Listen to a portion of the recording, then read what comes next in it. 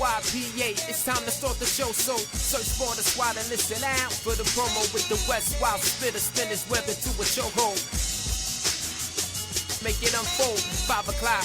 Who gives a damn of what your man to say? We spittin' live wireless, leave them shot with the gamma ray. Ain't no runner-up, cause it ain't the closest to candidate. Our blocks is deep and you draw like Japanese anime. It's just us and the rest, news off the hottest press. Kyle Holton, Philly West, reppin' with the legends, classic interview session, politics, sports segment, live phone, call up a question, it's the NYPA, 95 connection, real people, ain't no scripted cue cards for directions, just team on their grind time till it's all perfection, throw it past the satellite so you can catch reception, so touch ground with us, we kill challenges, and murder it for every number on your calendars, from west to the boogie down the Greyhound in this, we Google Spot, Anchor Podcast, pocket this.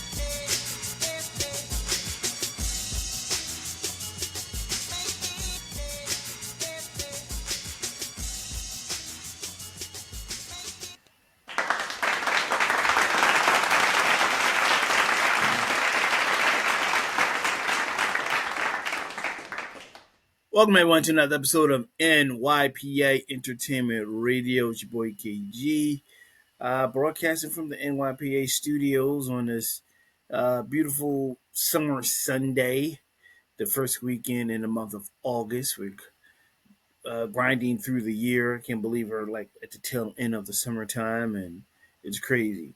And always this time of year, we think about fall's coming up, and you got the last major holiday before the real major holidays kick in, like the Thanksgiving and Christmas and so forth. We got Labor Day coming up, and here in Philly, this part, I'm sure some schools already, some areas of the country schools already started, and here they start at the end of the month.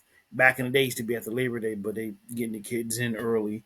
And the summer's winding down. I hope everyone's having a wonderful, safe summer, and trying to bear with the heat that we've been enduring everywhere across the country this time of year, especially here in Philly. It's been unbearable. We just basically just went through a heat wave, and now it's like a little more comfortable. It's going to warm up a little bit more, but not that excessive humidity heat as of yet.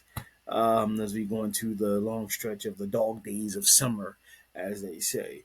But again, hopefully everyone has had a good week and having a good day and having a good summer, like I said. And next month will be, even though I said this is the final ride, the final season of NYP Entertainment Radio, I will next month celebrate going to the 15th season, because that will mark the 15th total season.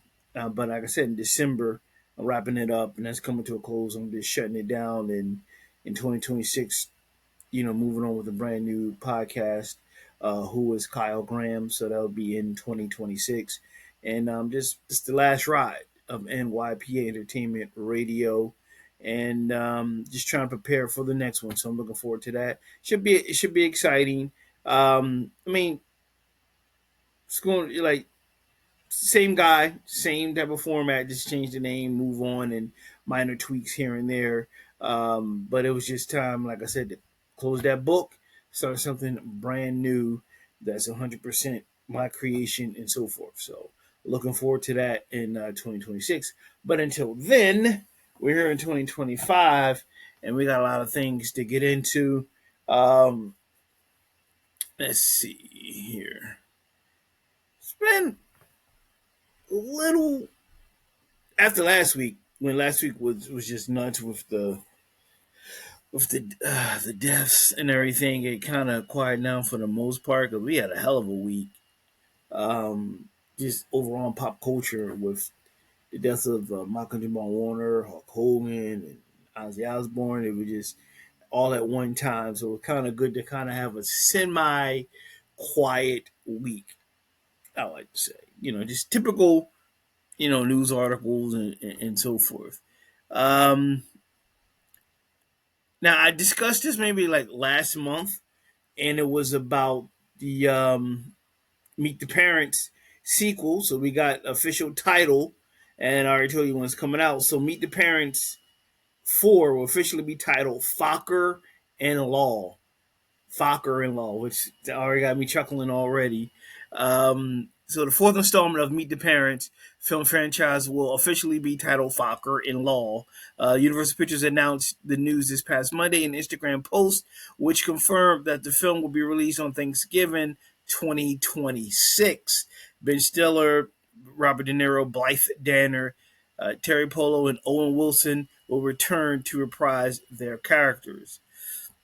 Ariana Grande will also be joining the cast, although details about her characters have yet to be announced. The Fokker, the Fokker family, say that 5 times.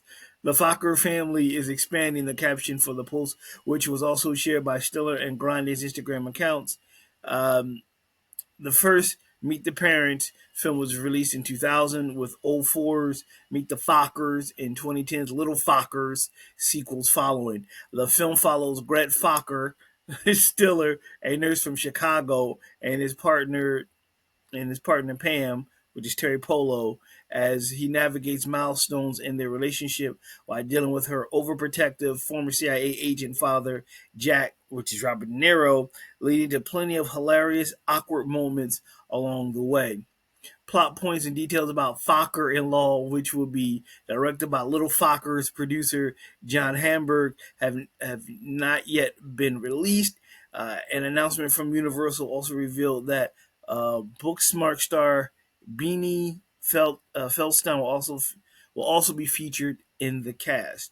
Stiller, Polo, and De Niro reunited in June at Tribeca Film Festival screening of Meet the Parents to mark the film's 25th anniversary, with Stiller teased what audiences can expect for the upcoming sequel. "Quote: We spurred the idea.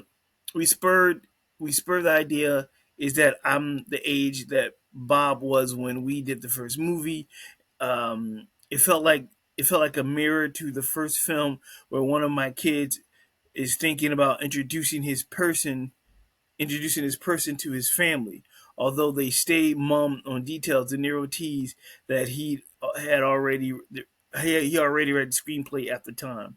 The script is really funny. He said, I'm looking forward to it. Again, I'm not the one big on sequels, but already from what I'm hearing, I'm kind of digging it, and it sounds kind of funny. And I did come across um, some possible casting for the movie, and I'm kind of curious to see it next year, Thanksgiving of 2026. Fokker-in-Law is just a funny title, and I love the original one. At Meet the Parents was just hilarious. Again, the sequels, Meet the Fockers was okay. Little Fockers was all right. Uh, so, like I said, I'm not like a big sequel person. Like it depends. Like I can take it or leave it, depending on how you set it up. Um, Comedy sequels, in my opinion, are more difficult than action drama sequels because it's comedy. and and I always stated before, doing comedy is just very difficult because not everyone finds the same thing funny. We could be looking at the same comedy show or listen to the same joke, and I may laugh, another person may not, or vice versa. So that's difficult. So action movies and dramas or sequels, I think I could tolerate a little bit more than comedies. Comedies are a little bit tricky because you have to come up with something that's even more funnier than before. And writing jokes in comedy is just a hard thing to do, um, without kind of repeating yourself and doing the same old slapstick or whatever the case may be. So, like I said, the Meet the Fockers was okay with Dustin Hoffman and Barbara Streisand as playing Ben Stiller's parents, Greg Fokker, and that was pretty good. And Little Fokker's, okay. Like I said, it's something about sometimes, in my opinion, I think that after a while, the joke the comedy of it kind of wanes a little bit, kind of fades off. Where it's like, all right, been there, done that. I've seen it. I see where this joke is going, and so forth. Um, and then having a huge layoff from the third installment. For the fourth installment, I was a little leery, but I kept reading about it. I said this sounds kind of funny, and I did kind of see some names outside of Ariana Grande that may appear in it, and they kind of a little bit gave an idea what it's going to be like, and I'm kind of intrigued. So hopefully it will be funny. And I'll give you an example, and I haven't watched it yet, of the comedy sequel that's like years apart. Happy Gilmore 2 came out a couple of days ago on Netflix, which was a smart thing to do, put on a streaming service. And I'm gonna get to it. I'm dragging my feet, but I'm gonna get to it. And I love Adam Sandler, big Adam Sandler fan. Again, it's comedy sequels and kind of been there, done it. Like I don't know, but I think I like the way I'm going into it because I want to be pleasantly surprised. The same way I was when they did Coming to America, the sequel on Amazon, or when they did the Beverly Hills Cop 4. I went in underestimating it, and I was pleasantly surprised, especially with Beverly Hills Cop 4, which I really liked. It was really funny. So I'm eventually sit down and I'll watch Happy Gilmore 2 uh, eventually. And I, like I said, for me, I'm not gonna go in there too hype. I'm going like, let's see what happens, so I can at least be pleasantly surprised. Or if it's not funny and I don't find funny at all, I won't be too disappointed. It's kind of like, oh, so I expected. But the key things, like I said, sometimes doing sequels, especially comedies with years, like separation of years, it I think it takes its toll. How can I say it takes its toll? I was now say take its toll. Scratch that. I would say, how would I say? I would say that it kind of ran its course, and especially it was from another era, and you go 15, 20 years out, and sometimes when a movie comes out, the biggest character in the movie is the era that the movie took place in. So if you came out prior to social media, internet, and cell phones and all that stuff, now you got to incorporate that in with the characters older. You got to incorporate that in, and sometimes it just doesn't fit. Sometimes certain things shouldn't be sequels. Some things shouldn't be rebooted. Sometimes stuff should be just left alone. But I think, from what I'm hearing so far, I think Fokker Law may be funny. We'll find out in a year. And I will eventually sit down and watch Happy Gilmore 2, and I'll give my assessment on that also soon. So I am curious to see it. I did like the original one, and I'm Adam Sandler fan, so I'll check it out soon enough. I mean, it's been it got like over 46 point something, 46 point or 45.6 million views already since it came out of the 25th of July. So that says a lot right there. And you gotta go on. You gotta go take it for what it is. And what it is it's just a comedy. Take it at face value. It's not trying to be an Oscar-winning movie. It's just here for an hour, half and some change, hour and a half, 2 hours. Sit back, let your mind just veg out and enjoy jokes and crass jokes and innuendos and so forth. So, but I'll let you know about Happy Gilmore 2, and next year on the new podcast of Who's Kyle Bram, I'll definitely probably let you know about Fokker and Law coming out Thanksgiving of 2026. All right. What else we have? Got a lot here.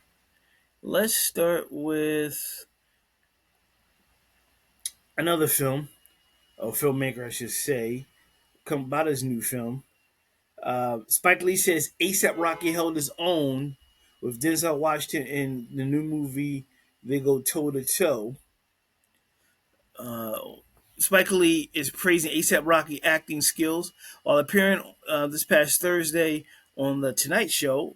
Lee 68 said, "Yeah, don't sleep on ASAP in this film. Denzel and ASAP go toe to toe. What's interesting is even before I got involved with the film, I always thought that ASAP looked like he could be Denzel's son. The Oscar-winning director continued, "There's a big resemblance. So when you see it on the screen, it has an element of father and son." Lee then revealed that he has seen other actors uh, feel a lot of pressure when working with Denzel Washington, but ASAP 36 held his own. "Don't sleep on ASAP." He begun. "I've done 5 films with Denzel, and a lot of times when he's in a scene with somebody, they just get overwhelmed. He's one of the greatest living actors today, but ASAP wasn't having that. Toe to toe, I mean, they were going at it." Highest to Lowest is a neo noir crime thriller based on based on let's see if I get his name right. Kurosawa's 1963 Japanese film High and Low, which was in turn based on the 1959 novel King's Ransom by Ed McBain. The rapper plays Washington's son in the New York City set film. The character is an aspiring rapper. Washington runs a successful record label, stacking hits, and is the heir to Quincy Jones per Billboard. The film will also star Ice Spice, Jeffrey Wright, Michael Potts, Dean Winters, Jensen McRae, and more. Highest to Lowest hits theaters August 22nd before the film will be available to stream Apple TV on September 5th. So Highest to Lowest is coming out later on this month. I do want to see this film in general. I heard a lot of great things, a lot of great buzz. This is possibly one of Denzel's final films overall. One of his final films. He's thinking about retiring. And what Spike said, this might be his final film with Denzel Washington. This is his 5th film with him, and this is Denzel said in recently that he's winding down and thinking about stepping away from acting and just retiring. So I believe in terms of Spike Lee, this is his final film. I think, and I said it on the show, he might have 2 or 3 more films that's coming out or he signed up to do before he officially retires. But it's a short list, and I believe he might do. I think, don't quote me. I think he might do more behind the scenes stuff, like more writing, maybe more directing. But in terms of acting, he said he's going to call it a career. And I think this film in particular with Spike Lee will be special because, again, this is possibly working with Spike could be his final film with him. And I'm looking forward to seeing Highs to Low. I've seen some of the clips, and him and Denzel and Spike has a great connection together. And if you're not familiar with the 5 films, in order: Mo Better Blues, Malcolm X, He Got Game, Inside Man, and this is the 5th one from Highest to Lowest. My Mo Better Blues hands down is my favorite Spike Lee movie. Then there's Do the Right Thing and Malcolm X because it's just the chemistry in there. It's just it's colorful. He's a smooth character. Played Bleak Gilliam. You got Wesley Snipes in there. You got Bill Nunn. You got Sam Jack. You got the Nicholas Torrentino, John Turturro. Like it's dope. Um, and you would have thought they have done more films together. Could you see, because how can I say it? I've thought they've done more than 4 films, not the 5th film. But you sit back and recently I found out it's only been 5. This is the 5th one, so you thought it maybe been at least 8. But this is considered to be the last time they worked together. As like I said, Denzel's winding it down, and even Spike Lee said it recently at one of these film festivals that this could be it for both of them working together. With the Cons, might have been Cons. But I'm looking forward to Highs to Lows. Spike Lee's one of my favorite directors. Period. and I can't wait to see it. And I'm curious to see ASAP Rocky's performance, going quote toe to toe with one of the greatest actors that's on the planet. Actors, I'm not putting no color, no put no race on one of the. When you name one of the greatest actors, Denzel Washington, hands down, has to be at least your top three. Period. Your top three. He got it's no particular order. He has to be. No matter what race, color, creed, him or her, like he's up there. He doesn't go past three. Hell, he might even go past two. Uh, because he's that damn good. There's so many films that I felt as though that this cat should have collected Academy Awards is ridiculous. I mean, it's just a slew of them. It's like, God damn, they like hands down. He should just be like the Bill Russell of Academy Awards. Bill Russell won the most championships in NBA history. His dude should be having like fistfuls of Oscars, whether it's supporting role, whether it's or starring role, he should have. And he really need to give him his balloons. Seriously, really need to give this man his balloons, and not they don't give it to him enough. And really give him his balloons. You know what I'm saying? So highest to lowest coming out. Check it out. I want to see it, and when I see it, I'll let you know about the whole thing and about ASAP Rocky's performance. And Spike usually got a good eye for stuff like that. You know what I mean? All right. Speaking about giving balloons, excuse me. Busta Rhymes to receive star on Hollywood Walk of Fame. Chris Rock, LL Cool J, Chuck D will speak at the ceremony honoring one of hip hop's most animated and influential artists. Busta Rhymes will be honored with the 2,818th star on the Walk of Hall of Fame, which already happened this past Friday. August 1st, the hip hop icon has been recognized in the recording category for a career that has spanned decades and helped shape the sound and energy and visual identity of an entire genre. The event was hosted by Big Boy with tributes from Chris Rock, LL Cool J, and Chuck D, who actually gave him the name Busta Rhymes. The recognition comes at a time when Busta is still active and visible. He remains a fixture on major stages and continues to release new music. He never slowed his pace or presence. His influence reaches across generations and platforms, from award shows to world tours. He kept the same intensity that made him one of the most animated performers to ever touch a mic. Born in Brooklyn, raised in Long Island, Busta Rhymes first caught attention with the group Leaders of the New School. He eventually stepped into his own lane and quickly built a solo catalog that challenged expectations and redefined what rap could look and sound like. His 1996 debut album, The Coming, set the foundation and the momentum grew with When Disaster Strikes, an extinction level event, albums that deliver undeniable moments and both sonically and visually. His videos became culture touchpoints, larger than life cinematic and wildly creative. Tracks like Put Your Hands on My Eyes Can See, Break Your Neck, Touch It easily became part of hip hop's visual language. The Hollywood Chamber of Commerce called Busta one of hip hop's most enduring, electrifying voices. His star adds to a legacy that's been earned in real time without compromise.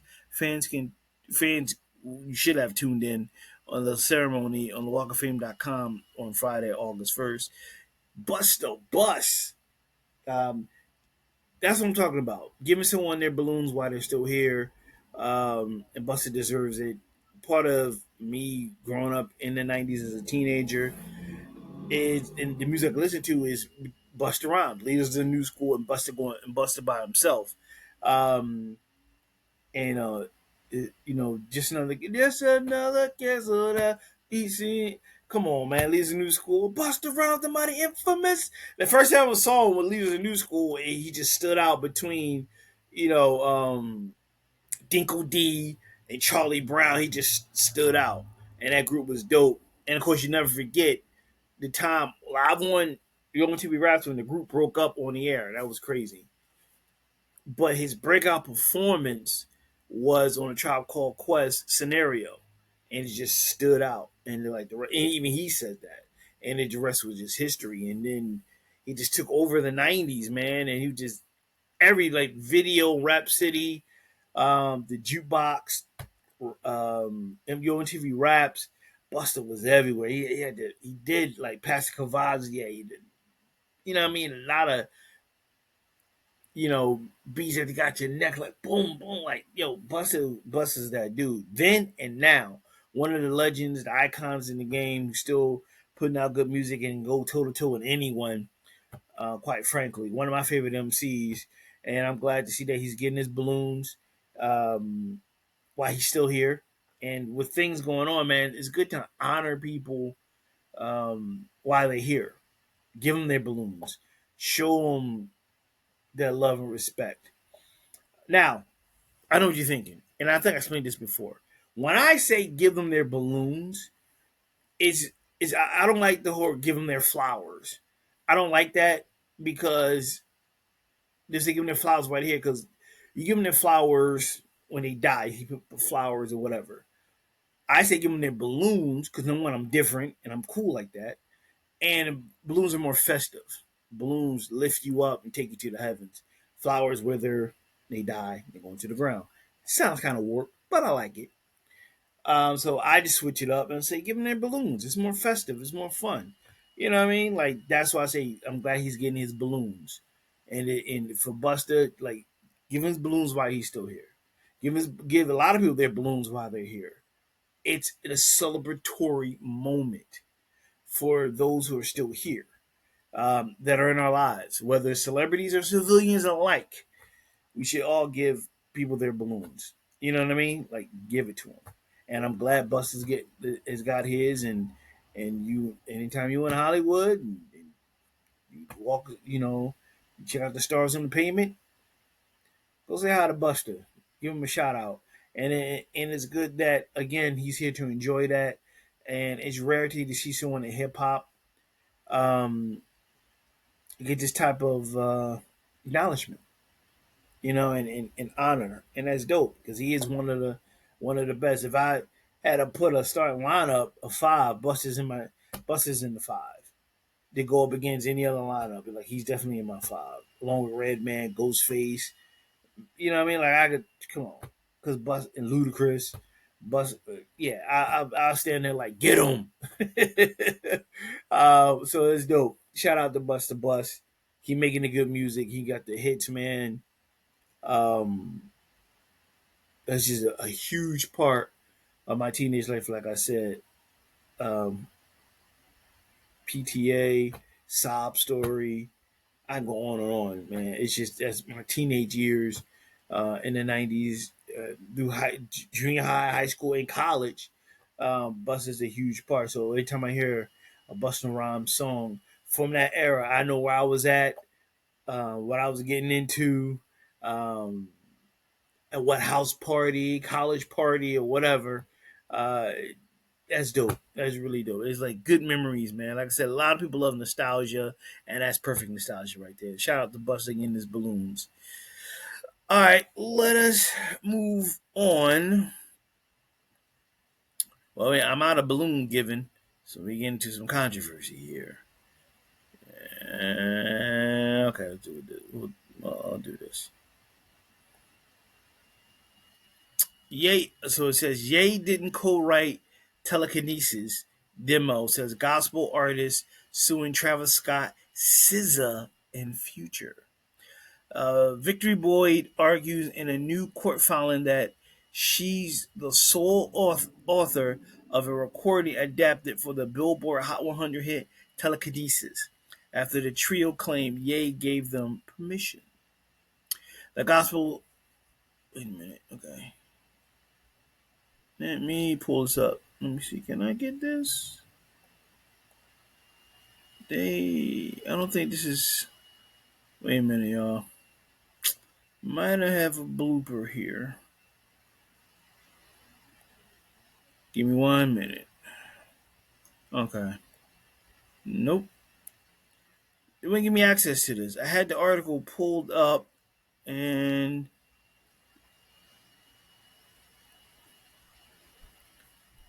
nope, nope, can't get it. Sorry. Thought I had access to the article.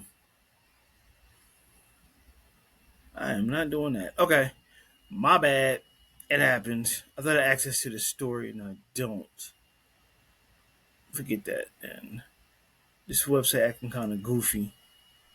All right, so forget that one. I'll try to come back to it another time.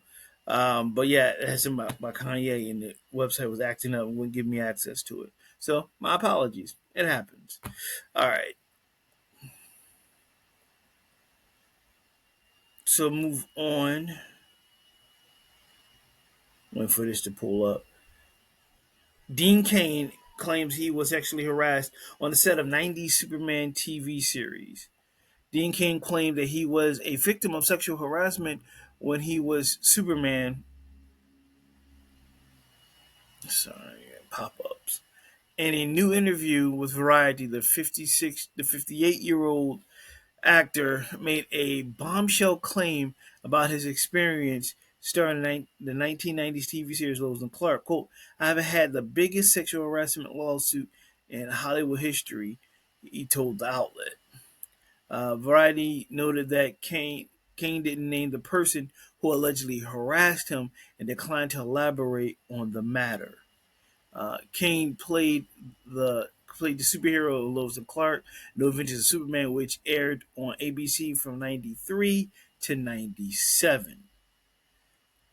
According to Variety, there were always murmurs of alleged nefarious activities going on behind the scenes, hence why the show abruptly ended after 4 seasons despite there already being script for season 5. The harassment took its toll on his relationship at the time with his volleyball star Gabrielle Reese, the outlet wrote of Cain. The Post, this article has reached out to Cain's reps, which produced the show, Warner Brothers, but there was no comment. Elsewhere in the interview, Cain told Variety, any guy who tells you he feels bad being objectified, I mean, really, come on, it's a wonderful compliment. The father of one who has criticized James Gunn's new Superman film starring David Cornsweet reflected on the costume he had to wear to play the Man of Steel. He said when they first brought it to me, it was this royal blue spandex bodysuit. He told Variety we ended up pulling in the stirrups so that it stayed in place and that the boots were a whole lace up thing. At first, we worked on it. I'm sorry, we worked on it the time it went on. Sorry, the screen is acting up. I remember it being 110 degrees in Burbank in the Superman suit. You can't sweat. If you sweat, it balls. What it does? It balls up. So I didn't can continue. I'm a Japanese dude. I don't sweat that much. I'm not hairy at all. They didn't have to shave my chest or anything, but still. Okay, I'm gonna stop there for a minute because it's something interesting about this article that kind of brought to my attention. And what it was is that you bring up a claim, a very serious claim of sexual harassment, like decades later. Not saying who it was or anything like that, and not naming names, but you bring it up and you're vague about it. Now, irony of and y'all gonna look at me like I'm crazy. Irony of you bringing this up. It just so happens to be around the time that the new Superman film is out. So they're interviewing, the past Superman recently because of the film. This accusation is a very serious thing, and then you bring it up now, and you're very vague. You didn't say anything then. You didn't put a report in, and you're not naming names. So what's your end game? What's the purpose of bringing it up? And you're bringing it up, but you're not you're not being specific on what happened or who it was. And why now? Why bring this up now where you could have said something then?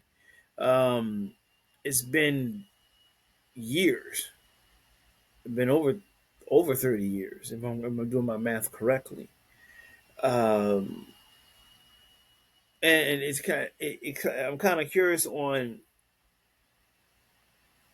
what, again, what's your end game? You brought it up. You're vague about it. You're not naming names. You're not saying anything. So why bring it up? What's the purpose of bringing it up if you're not going to go through with it? If you're not going to say anything else about it, you're going to move on from it. That's a serious accusation. That's something you don't play. You just don't throw it out there. You don't say, "Oh, I was seriously sexually harassed at that time." And okay, what happened? Oh, I don't want to talk about it. Then why'd you bring it up? Did it happen? If it happened, we got to find out why. Like how did it? Like like why didn't you say anything? Who was it? Have they done it to other people, and you could be helping other people, and so forth. So I found it kind of weird that he would bring it up and then not really say anything about it and just be kind of very vague. That to me, it's a little suspect. I'll be honest with you, because I'm not following that. It just doesn't make any sense. You bring it up, then you go mum's the word, and you've been sitting on this for years, which is not good. If and I say to and I've been saying it on the show, whether you're civilian or whether you're a celebrity, man, as soon as something happens that makes you feel uncomfortable and someone invades your personal space, you need to say something because that's not right. People violating your space, your comfort zone. You have to say something. You gotta let them know, like, hey, you coming past the boundary. There's boundaries here. And if they're doing something that makes you feel icky and something that's just not right, you have to say something. Period. You shouldn't be scared at all. You shouldn't be frightened. And most importantly, you shouldn't be putting status over your well being because your well being is more important. You know, status can come and go, but your well being sticks with you and it messes with you. You know what I'm saying? So for him to sit on this for years, of course, there's gonna be a lot of questions, and then he wouldn't elaborate. It was like, oh wait. Like the way the article put it, he said something, then he didn't elaborate and moved on. I've been like, well, why'd you bring it up? Why you not elaborating? What do you, and don't say, oh, it's not important now. Well, it has to be important. You're trying to say something. You you brought it up for a reason. You want attention towards that. So I would like to know more. My thing I would like to know is how come he took so long to say something? Why is he now saying something publicly? And I'm not, and he might have said something privately to other people, but I want to know what made him just wait so long to say something publicly about it, and then just gloss over it and just didn't really say anything. Uh, was interesting. He said more about, which I still don't get this phrase. I think I said it on the show about the new Superman being too woke, whatever that means. He elaborated on that one. That was like more important for him to talk about than what happened to him, which is weird. Um, so I'm just curious about that. I just found that kind of interesting that you didn't say nothing this whole time, and then when you do, you kind of like well they name names, you just kept it moving. But I mean that's some serious accusations. You can't just throw it out there and walk away. You know what I mean? Like you kind of started something that people was not going to let you just forget about. You're not just going to be able to put the covers over your head and think people are going to forget. It's going to come back up somewhere down the line because it's just serious accusation to say that you were seriously sexually harassed on the set of your TV show. And you didn't say anything. You didn't, which is interesting. So I don't know. I just found that kind of I don't know, man. I don't know what you guys think, man. I'm just kind of curious on why he didn't say anything then. You know. Uh, Let me see what else I have. Give me 1 minute. Oop, wait a minute. Let me get it.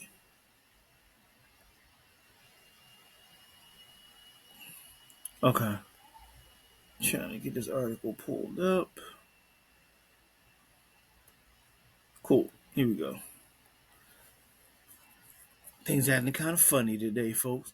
Actor Gary Busey, 81, pleads guilty to groping woman at 2022 Cherry Hill, New Jersey event. The Lethal Weapon star who previously denied wrongdoing at the Monster Mania convention faces 1 to 5 years of probation.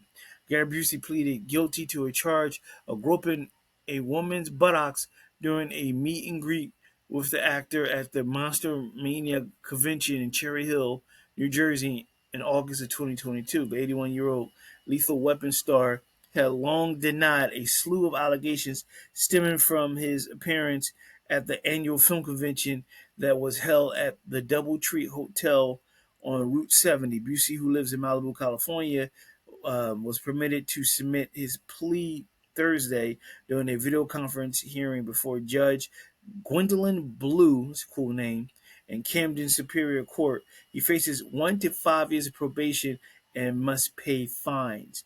He's glad to put it behind him, Blair Zellweman, Busey's attorney, said Friday. The judge was kind enough to handle the matter remotely. During the hearing, Busey admitted that it was not a case of accidental touching when he inappropriately groped the woman over her clothing. For in the days after the incident, 5 women came forward with accusations that Busey had groped them at the convention. One woman told police Busey placed his head near her breast and attempted to unlatch her bra strap while she was taking a photo with him. Another woman told authorities Busey grabbed her buttocks as the two posed for a photo. Busey was removed from the hotel after the women complained, Cherry Hill police said. The day after the convention, authorities were contacted by the father of a third woman who said Busey also grabbed his daughter's buttocks during the photo shoot. And in charging documents, Cherry Hill police alleged Busey had asked detectives to apologize to the woman on the behalf and convince them not to press charges. Hmm. Then the indictment also alleged Busey touched a fourth woman's buttocks, placed his hands on another woman's clothing over her genitals during the same event. Busey was charged with 4 counts of fourth-degree criminal sexual contact, 1 count of fourth-degree attempted criminal sexual contact. All but one of the charges were dropped as part of the plea agreement. Zell- Zellman said Busey's sentencing will be in September. Quote, we're allowed to argue for no probation and fines only, he said. Busey also faced a civil lawsuit from 2 of the women who accused him of groping them. Zillman, I guess how you pronounce his name, said he is not representing Busey in that case. Gary Busey is known for his role in 1978, but a Holly Story, the biographical film that earned him an Oscar nomination for playing the 1950 rock star who was tragically killed in a plane crash. Busey was once arrested in California for alleged spousal abuse of his ex-wife in 2001. Also faced allegations of groping a woman and forcibly placing her hand on his crotch while working on the set of NBC's Celebrity Apprentice in 2011. The New Jersey case marks the first time he has been convicted of a crime. So you're telling me my man touched women's on their buttocks, their breasts, and all types of stuff, and he's only looking at 1 to 5 years probation and fines, where there's other cats in court who almost pretty much did the same thing, facing jail time. He gets off with almost a slap on the wrist. Because I would think you have cases coming at you when women are pressing charges and saying he touched me in areas he shouldn't be touching, unlatching brawls and groping, and he's admitting to it, he's only going to get between 1 to 5 years probation and paying fines. That's it. That's it. What is wrong with that? What am I missing? What am I? Maybe I'm missing the whole thing. Maybe I don't know. I had a long day. Maybe I'm missing something. Maybe I misread it. Maybe I don't know. I don't know what I'm talking about. But I would think something that serious, and uh, that's a serious offense, where he admitted to inappropriately touching these women. He gets a slap on the wrist. He gets possibly 1 to 5 year probation. That's it, and nothing behind the bars. Wouldn't you like that? Doesn't, and then they trying to talk about not pressing charges and all that stuff. I'm not trying to go down that road and say something, but you know what I'm thinking. You know what I'm clearly thinking. White privilege. But some call my third white privilege. you know, I'm just saying because that's a serious, serious offense.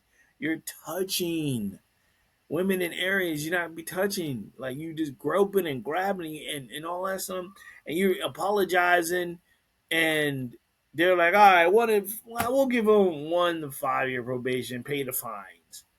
That's it. What about these poor women who's been violated? That's all. That's it. They didn't mention no jail time. I read the article. They didn't mention jail time. They said 1 to 5 year probation. Probation. That's it, and pay fines. That's it.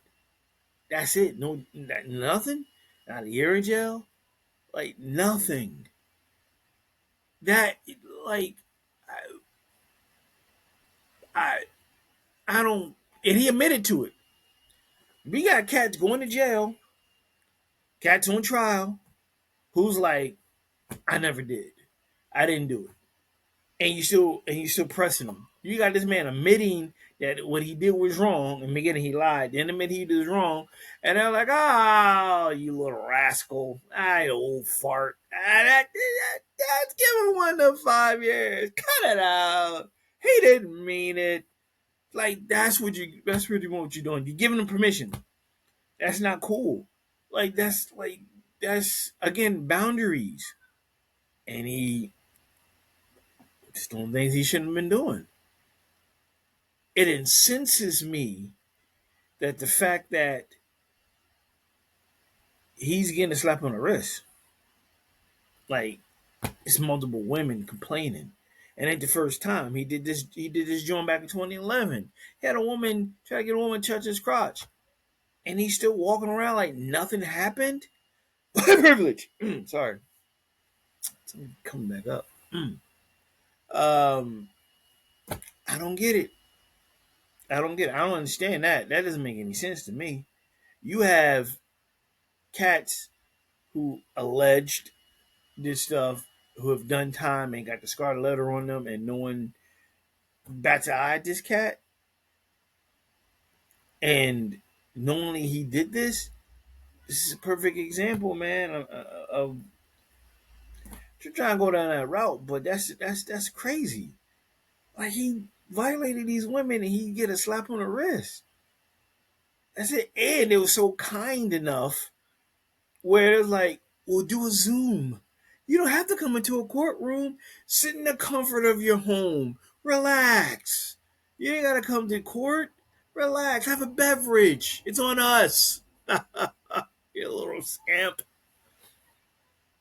You didn't have to come to court. The dude did this shit online. Like, how crazy is that? That's crazy. He didn't have to go to court. He didn't have to go to court. But it was certain comedian just around his age, couldn't see one eye. He had to go to court. He had to go into the courtroom, cameras everywhere, the whole nine. I'm just saying, this dude sitting in the comfort of his own home, got, what I mean, stretched out, relaxing, didn't have to fly from the West Coast to the East Coast for a court appearance. They did a Zoom call. A Zoom call. Wasn't a court hearing, it was a Zoom call to figure out what to give this man. And the Zoom call was like, we'll give him 1 to 5 years, pay these fines, he'll be all right. That's it. He didn't mean it. He was having fun. Like I said, read between the lines. I shouldn't have to tell you. You read between the lines because that's some messed up shit there. Man violated these women. He violated them. He admitted to it. He admitted he touched them in areas he wasn't supposed to touch them. He's grabbing their asses and touching their breasts and taking their bra straps and beating in front of people and putting and that's it. That's all he gets is a one. Like, I'm losing my mother effing mind over here. That's crazy. You guys, you gotta understand. You gotta agree with me on this one. You know what I mean? It's not just my opinion. That's nuts. It can't, like, that is nuts. That's nuts. That's a whole violation of another human being. Because if it was anyone else, you know what I mean? Like, they are appearing in court in an orange jumpsuit or whatever the color of the jumpsuit is of that state. They're appearing in court. They're coming to court, not doing the Zoom meeting. You know what I mean? Where you sitting in your boxer shorts with a fake shirt on, and then that's it. Oh, you little scamp.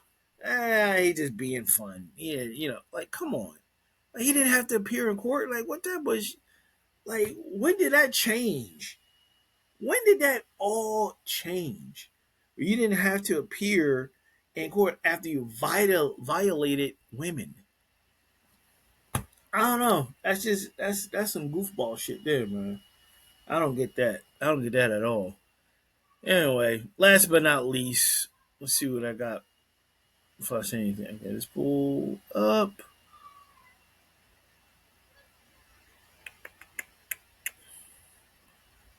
All right, here we go.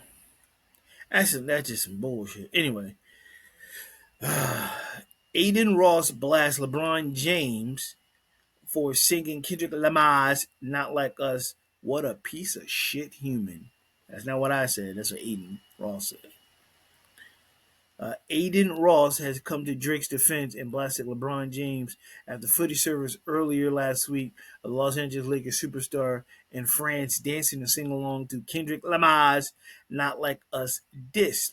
Ross went after King James on a Tuesday, which like July 22nd, live stream for crossing Drake, whom the streamer is tight with, and went as far as labeling him a piece of shit human. Wouldn't be a piece of human shit? Wouldn't that be? Anyway, tomatoes, right? Sorry. Um, as I love LeBron my whole life, you can just see what a piece of shit human he is, Ross spewed. Imagine if your best friend for 15 years.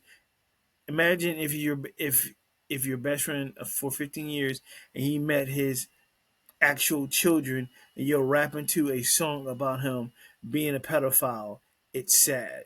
You continue. This is not my beef, but I'm very close with Drake, and it's just sad. You guys can call me parasocial, but it does affect the way that I like LeBron. Um, excuse. How can you respect someone that has no loyalty with someone he has known for 15 years? Y'all know it's wrong. Y'all know it's whack. Ross also has a relationship with LeBron's son, Bronny Jr., who plays for the Lakers, but they haven't been spotted together in recent months. Drake appeared to address James switching sides on him in January with the conductor Williams produced Fighting Irish Freestyle, which never hit streaming. The sixth god was also spotted with his James tattoo covered up by ink featuring NBA MVP Shai Gilgeous Alexander. He also possibly took another shot at LeBron on his "What Did I Miss" single early in July for attending Kendrick Lamar's Pop Out concert. I saw bro went to pop out with them, but then he but but been dick riding gang since headlines he raps. Drake is gearing up for a second episode of Iceman, which appears to be slated, or came out last week, July 24th, 9 p.m. Eastern time. Which is weirder. I say this is weird about this article is the fact that who gives a fuck? So what? So what? He can't answer. Like you cats are too territorial with other human beings, which is scary. You know what I mean? Like you guys are too territorial. You're too protective. It's not that serious. And the shit that you're saying online, I always say to that person's face. Say it to their face. I'm being serious. Don't do it on publicly. Don't do no. You know where he's at. You tell him to his face. You call him up. You FaceTime. Say it to him. Verbally say it to him. You ain't gotta say it on clack on the keyboards, hide it under your bed in a closet somewhere. Like, oh, he'll never get me. Say it to his face. You won't say it to his face. Why? Because you're punk ass. Only punk asses hide behind keyboards. You got something to say. You don't like it. Say it to the man personally, especially if you know him. So what? He was fucking dancing to the song. So what? He showed up at the pop-up show. So what? And I'm sure there's more to the story than that. There's so much other shit going on in the world. You worried about whose side he's on. This ain't a goddamn war. You got the Gaza Strip. Say Ukraine and Russia. It's two fucking dudes rapping for equity and money and fame. Like, come on. And about 2 years from now, these motherfuckers gonna meet on the stage like Nas and Jay-Z, shake each other's hands, give each other a hug, and do a song together. That's what's gonna happen next. Get over yourself. So what? Like y'all fucking butthurt over he's on this side, he's on that side. What did I miss? Where? You got fucking money, you got fame. Who gives a fuck? And I'm sure there's more to why, possibly, that LeBron is siding with Kendrick. Who knows? You know, is his side, their side, in the middle is the truth. Who knows? But at the end of the day, to get so butthurt because somebody's dancing to your friend's district, who cares, man? Get over it. Folk, put your energy on something else. I don't even know who the fuck Aiden Ross is, quite frankly. But I think it's stupid, and it's petty, and it's childish, and that's just punk ass. Like, who cares? Like, it doesn't make any sense. It really does not make any sense. Who cares? We get to the tribalism of fans liking one person over the other. It gets a little scary at times, and it gets violent too. Because at the end of the day, like you may know him, but don't know him like that. You may met him once, you may hung out with him with two people in between you guys and that person, and you think y'all friends, and it's just a song. It's just a song. And if you really feel that bad, whether you Drake or you Aiden Ross, why don't you reach out to that person directly and tell them how you feel? Don't put it in a rap album. Don't put it on social media. Have a man-to-man conversation with that individual. It's really that easy to do. It's really simple. It's really easy. That's it. You know how to get in contact with them. You got to make it public. Making it public is what? What's your end game? What's your end game when you make things public like that? What are you trying to get across? What is it exactly you're trying to put out there to the world by putting on social media and all that stuff? What is it that you're trying to do? What is it that you're trying to say? What are you trying to prove? That's always been my question about stuff like that. Like, what is it you're trying to prove? What's your end game? Putting that out there. If you have access to that individual, then reach out to the individual and talk to them. Like, yo, man, like, what, like, what's up with you going to the pop up concert? What's up with you dancing to my diss track or whatever? Like, we ain't cool. Like, whatever. And he has that right to do it. Period. Like I said, it's not that serious. The tribalism, like I said, of hip hop artists, especially if you don't know them like that, as fans, it's crazy because those two cats are laughing all the way to the bank.